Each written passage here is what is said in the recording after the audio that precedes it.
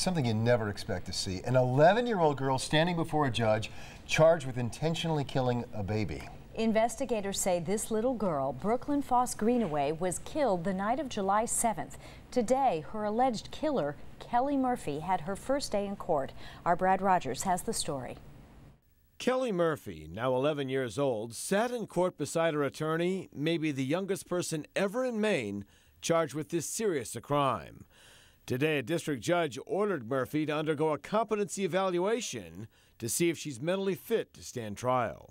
I mean, procedurally, that's going to kind of guide the way this case goes to begin with. So it's going to make that first determination is going to be something that is important in this case. Do you think she's competent right now? I'm not going to answer that.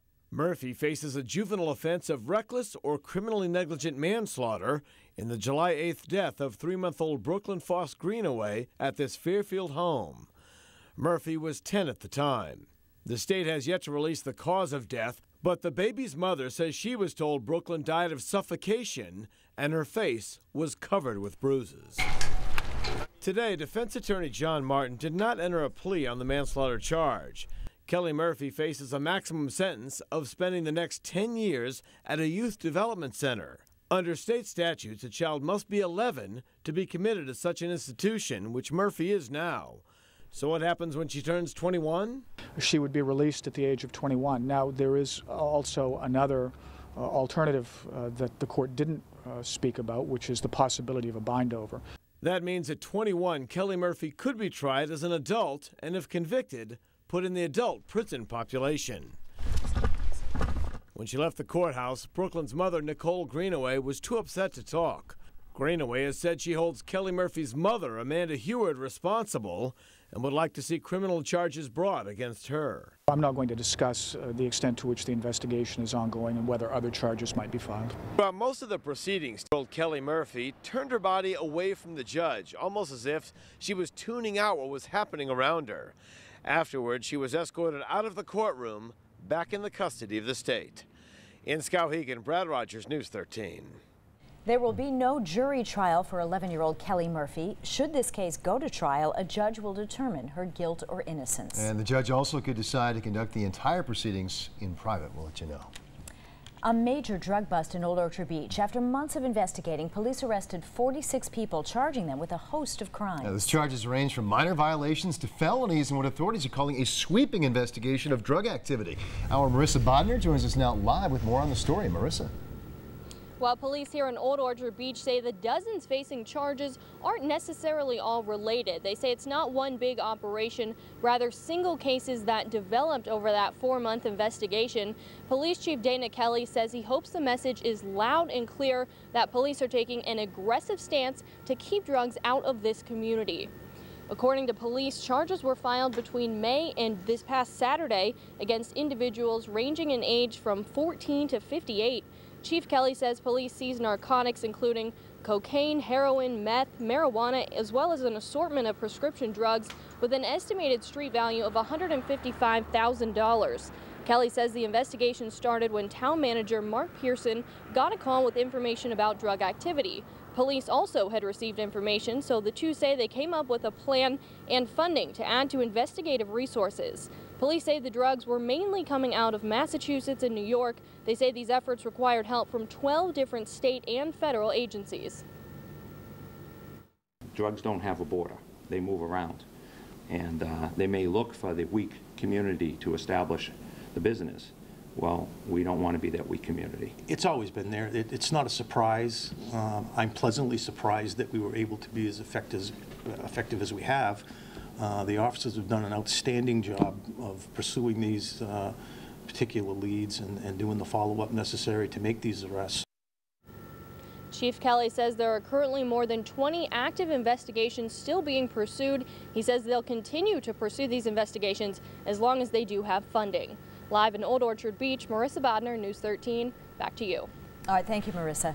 It is a potential blow to the local economy as a well-known business along Portland's waterfront shuts down. Yeah, after nearly 19 years, the Comedy Connection is closing its doors for good. The club's owner, Oliver Keithley, says it's purely a financial decision, saying the business has not been profitable for the past couple of years. 4 full-time employees and all the comedians who are paid as independent contractors are affected by the shutdown. Keithley says the city's recent inspection uncovering evidence of a rat infestation and some other health hazards had nothing to do with his decision. Keithley's other neighboring businesses are also having problems. Harbor's Edge Banquet Center is gone, and the Porthole restaurant remains closed for repairs. Now, when asked if that business could close as well, Keithley says, quote, "We'll see." Fever, coughing, sneezing. Another flu season is upon us, and public health advocates want you to get vaccinated. News 13's Jana Barnella was joining us live at the Walgreens in Portland, one of the many places offering flu shots. And Jana, what's the word? What can we expect this flu season? Well, Kim, Greg, we can expect a big push for vaccinations. It really started last year when the CDC started targeting everyone 6 months or older, telling them the importance of getting a flu shot. Now, they usually stress mostly for those high-risk groups, the very young, the very old. They're still doing that, but the hope is that if they can advocate for everyone to get a flu shot, they can reduce the flu in Maine.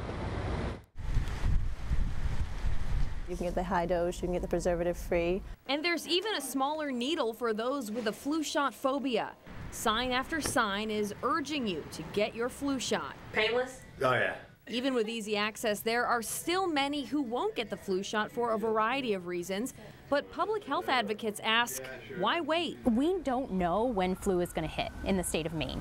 You know, we do our best job to predict that using different models and what's happened in the past, but we really don't know until it happens. And so that's why we're saying as soon as the vaccine becomes available to get vaccinated. Flu vaccines aren't the only shot on the market.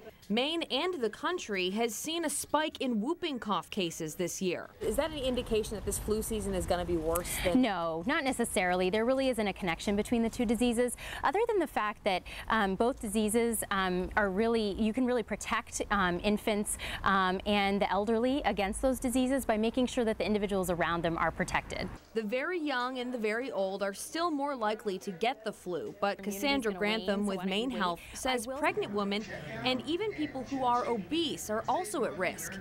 She says better safe than sorry. Flu vaccine is safe, it's effective. It really does do its job that it's supposed to do, and I just really encourage people to take that opportunity to protect themselves and their families.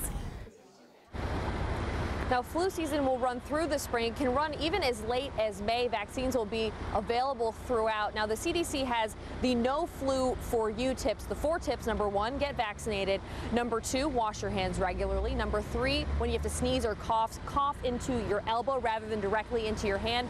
And 4th, stay home if you don't feel well. Those are the best ways to protect yourself from the flu this season, according to the CDC. Live in Portland, I'm Jana Barnello, News 13. Back to you. All right, good advice, Jana. Thanks. An Auburn woman is building a facility she says will be a big help to owners of large animals in Maine. Yeah, Michelle Mellaragno is calling her business Compassionate Composting, which is going to compost the carcasses of large dead animals like horses and cows. Construction on her facility is underway on this piece of land just off a track road in Auburn. Mellaragno hopes to be in business by mid-November. She says she is already receiving inquiries from horse owners. She says her goal is to produce a commercially viable compost that could be sold to wholesalers or even to the animal's original owner, who could then use it in their own gardens. Some good news for the next time you fill up. The price of gas is dropping in Maine, going down 9 cents in the past week. The average retail price per gallon is now down to $3.79. While prices continue to drop, gas in Maine does remain 7 cents above the national average. Now, your Weather Authority forecast with Charnita Presti. Well, welcome back, everyone. A pleasant fall evening is underway. We had a mixture of sun and clouds today. The only real complaint was that wind gusting at times 20 to 30 miles per hour. Tomorrow, the wind will stay a little active, but not quite as strong. We'll also enjoy a fair amount of sun. A nice fall forecast is heading our way for Tuesday and Wednesday. There will be a weak warm front to our south on Wednesday. It may provide a few high thin clouds that day. And overall, a mixture of sun and clouds on Thursday. Temps will be in the 50s and lower 60s during this period. Again, the big story today was the wind, the northwest wind, gusting at times over 20 miles per hour. That's starting to drop off a little bit, but Augusta still gusting close to 20 miles per hour. Mount Washington close to 80 miles per hour. Hurricane force tonight up on the rock pile. Their peak wind gusts over the last 24 hours has been 106 miles per hour. So it's been a windy day for the observers up on the rock pile, where they'll have lows in the 20s. They're in the 20s right now. All right, lows for the rest of us will be near 40 degrees at the coastline, some 30s for many inland towns. It's a cool night, but tomorrow night will be a colder night. Widespread 20s and 30s for tomorrow night around here. High pressure is building in. We have plenty of sunshine in place, all courtesy again of that ridge of high pressure. It's a northwesterly wind gusting at times 20 to 30 today. So again, that was the big story. There are a few clouds over northern sections, but those are starting to melt away. Now, as a warm front to our south, some of these clouds will start to filter in on Wednesday. But even that day, I expect a fair amount of sunshine. I think the warm front's actually going to get hung up over southern New England, so there will be more clouds over extreme southern areas. Now, overall, you're going to like this forecast this week. I have a fair amount of sunshine for not only tomorrow, Wednesday, but Thursday and Friday. In fact, a nice looking week right through the first part of the weekend, or nice looking forecast through the first part of the weekend. Let's start off tomorrow morning with temps running near 40 degrees, so a cool start to the day. Any leftover clouds from this evening, those will start to melt away during the overnight. Skies become mainly clear. Now, as we head into the afternoon, tomorrow 3:30, we're going to warm it up to around 60 degrees. Still a little bit of a breeze out of the northwest, but not as windy as today. Again, that front's going to stay to our south on Wednesday. I think you wake up to temps on a cool note early Wednesday morning. This 5 a.m. The reason I stop it here, check out these temps. Mid-30s here at the coastline, some 20s and 30s for many inland towns. There will be a few clouds over extreme southern areas as that warm front tries to make some headway to the north, but I think high pressure is going to hang on. That spells another mostly sunny day. This 3 o'clock in the afternoon Wednesday. Temps will be a little bit cooler, if anything, mid to upper 50s. Okay, after this stretch of pleasant weather, we are going to focus our attention on what's happening down in the tropics. We have a new tropical storm on hand. This tropical storm Sandy, thousands of miles away right now, but the track on the storm may actually impact our weather, and the time frame for that will be next week. So it's a minimal tropical storm. It was Tropical Depression 18 just a few hours ago. Now, what's going to happen is we're going to watch a big trough of low pressure develop along the eastern half of the United States early next week. That's going to be carved out by the jet stream. At the same time, this storm system is going to try to ride to the north. Now, there's some forecast model guidance suggesting the storm is going to pass out to sea in a fashion like that with no problems at all. But there's other forecast models taking the storm, wrapping it into the trough I was just telling you about, and then backing it in on us, bringing some rain and wind to the area, bring a sizable rain and wind storm around here early next week. So the jury's still out. It's way too early to pinpoint at this point, but the ingredients are there for a big storm early next week. We'll watch it for you. Lows tonight in the near term will be near 40 degrees. Tomorrow, I expect highs near 60. A nice looking fall day with a northwest wind, a little breezy around 10 to 15. Okay, Thursday is our next chance for a few clouds, a mixture of sun and clouds that day. Friday looks pretty nice. Saturday appears to be the best portion of the weekend, and then we're watching for the potential for a sizable rain and wind storm around here, probably early next week, but we may actually see some clouds and showers move in as soon as Sunday. So we'll have to watch that storm early next week, but other than that, there's really not much to talk about. Just plenty of sun and fall temps. We'll take that for October. Sounds like we'll have plenty to talk about next week. Let's hope we don't, but yeah, the ingredients are there. At least the rain anyway. Exactly, so stay tuned. Okay, we'll do, Charlie. Thanks.